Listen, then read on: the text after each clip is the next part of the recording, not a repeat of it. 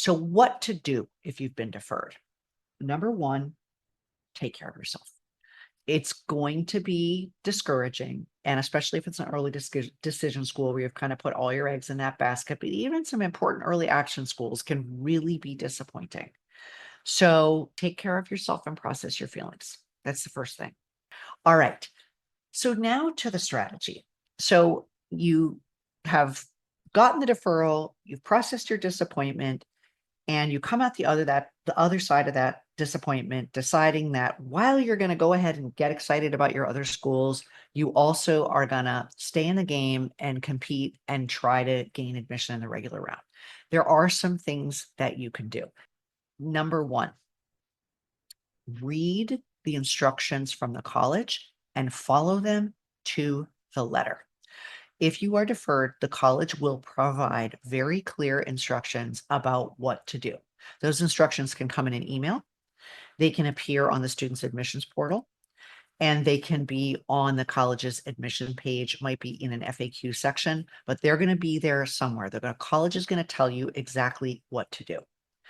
So it's really critical that you follow those instructions, because there are some colleges that will say, do not do anything, do not send us anything. And if you decide that you're going to send them some stuff, you could actually be hurting your chances, because they don't appreciate the message that sends when people don't follow their directions. And those instructions can range from don't send us anything ever to sure, send us all kinds of stuff. And I'm going to go into that in more detail. So let's talk about what you can do possibly. So even the schools that say don't send us anything, there are usually two things to do. One is to opt in. So usually if you are deferred, they will ask you if you still want to be considered. And it might be on the portal. It might be an email. It could be all kinds of things. It's usually going to be on the portal, but keep your eyes open for being offered a way to show that you are still interested and definitely want to be considered in the regular round. And the second thing that colleges will almost always want is to have those first semester senior year grades submitted. If the college allows additional items, here are things you can offer. You might have new test scores that you can share with them. And very often, if schools will accept updated SAT or ACT scores, there's a place to upload them on the admissions portal. If not, you can send them in an email to your admissions rep and just say, hey, just want to share some great news. I decided to take the ACT again, and here are my new scores. Here is a screenshot of the official report or whatever, and just send those. So if the college allows, or even sometimes they'll ask for a letter of continuing interest, you definitely want to do it. And again, how to do it, there may be a place to upload it on the portal.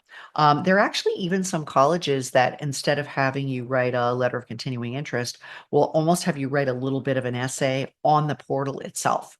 So it could be something you upload on the portal, or again, it could be an email. Other things you can do: talk to your school college counselor. If you're working on that letter, you may want to show it to them, because they may have input for you that they can suggest things you can put in that letter. Even if they like your letter, it's good for them to see it so they can know what it is you are saying about yourself. And you can ask that counselor whether they are willing to reach out on your behalf to the college to kind of advocate for your deferral to be moved to an admit. Now, be aware that a lot of counselors will say no to that request for a lot of reasons. So it's not an obligation. So don't go in there demanding it or expecting it, but it doesn't hurt to ask. Something else that you can sometimes submit, if a college will accept it, is an additional letter of recommendation. So you can ask for a letter of recommendation, perhaps from a 12th grade teacher, because you probably sent letters from 11th grade teachers, or somebody new who's not a teacher, like an employer, a coach, an arts teacher, an advisor on an extracurricular, something like that. Just make sure, though, that this teacher is going to offer a new insight, because what you don't want to do is just repeat the same information that they already have. Now, for the colleges that don't accept any additional information, that won't let you submit all this stuff, I would again talk to the school counselor and see if they can and are willing to do it on your behalf. The idea is you do it and they support you. That would be the ideal world. But if you can't do it and they can support you and do it for you, that would be great. But again, just be prepared for them to say that that's not something that they can do. The other thing that you can definitely do, whether the college allows additional anything, is continue your demonstrated interest activity. And you can do really easy things like follow colleges on social media and like their posts. Make sure you're continuing to open their emails and maybe watch any little videos that they sent you. If it's possible for you to visit the campus, that can be great because your visit will be recorded. And then you can send a quick email to the rep and say, hey, just visited campus again. Just wanted to say, how excited I was to be here. And then list some really, really specific things that are fits for you on that campus and how you see yourself there. Keep it short and sweet. And then, of course, the other thing to do, which is maybe as important as anything else I've mentioned, is keep the grades up. Because if they're going to be looking at that additional semester of academic performance, you want it to be strong and stay positive. Those are all the things you can do. Let me touch briefly on the things that I do not advise that you do. Okay, so these are your don'ts. Don't call the admissions office and ask why they deferred you. Just don't. In some cases, counselors at high schools will sometimes do that. That is for them to do if they want to. Do not do it. You're not going to get a satisfying answer because they'll usually just say something like, well, we had so many qualified applicants this year, it was hard to choose.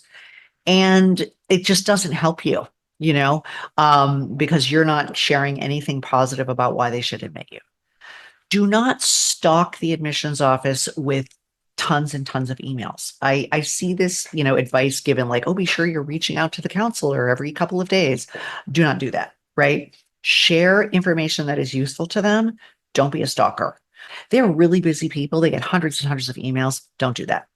I sort of touched on this before, but again, no whining, no complaining, no grieving, none of that. That's not going to help you.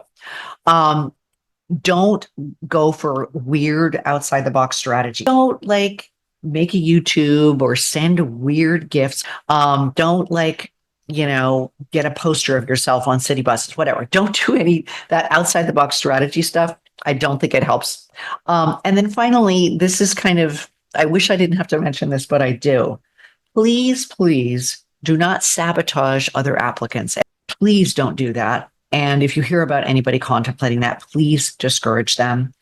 It pretty much always comes back to hurt the person who did the reporting anyway.